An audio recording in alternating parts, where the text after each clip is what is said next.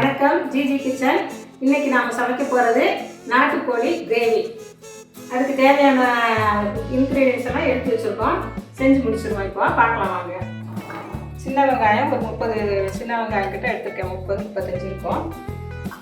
பச்சை மிளகாய் 2, இஞ்சி சிறிய துண்டு, பூண்டு ஒரு 30-40 இருக்கும். சின்ன சின்ன பல்லு பெரிய பல்லு கலந்ததாக இருக்குது. தேவையான அளவு போட்டுக்கோங்க. சோம்பு 2 ஸ்பூனு,